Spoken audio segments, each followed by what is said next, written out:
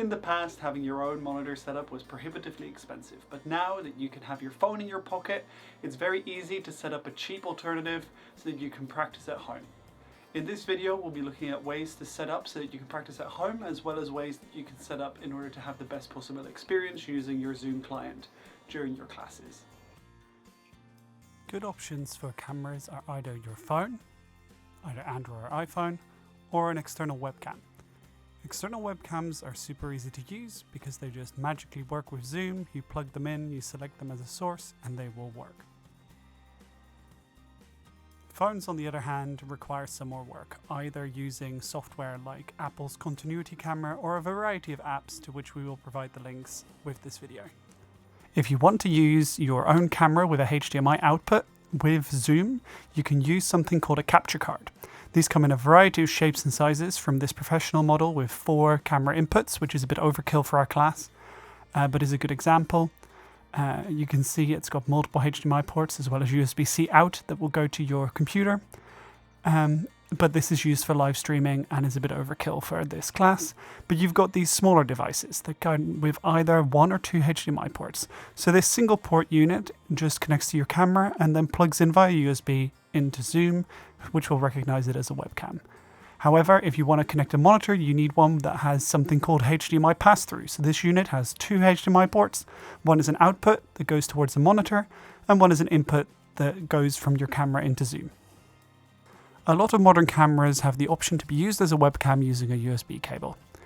Check the manual of your camera to see if this is an option for you. Monitors come in all different shapes and sizes, from TV screens to computer monitors to your laptop screens, your iPads, your tablets. One type of monitor that's worth mentioning are camera monitors. These units are made for use with video cameras and come in 5 or 7-inch sizes, and cheap ones can be picked up from retail stores for relatively cheap. A lot of these also have batteries built in, making them ideal to put into a bag when you're traveling and giving you an easy option for either filming or practice. Now that we've discussed cameras and monitors, it's time to look at tripods. Some of the mounting options are very common, like this camera tripod, which has adjustable legs, which allow it to be used on uneven surfaces. These are great, but they can't always get as high as you want them to. They come with a fluid head, which means that you can adjust it, which is great for professional use, but for static monitor puppetry, it's not really necessary. Video tripods also come with a cross brace, which gives them a little bit more sturdiness, which allows them to be used with heavier cameras. A great option for lightweight cameras such as phones or webcams is a lighting stand. These stands can extend pretty high for their weight. They're very compact and very lightweight, which allows you to travel with them pretty easily. And they do not have adjustable legs, so they can only be used on flat surfaces. In order to mount your camera on a tripod, you need an adapter. These often come with things like selfie sticks, or you can buy specific models like this Manfrotto, which are specifically made to attach phones to tripods.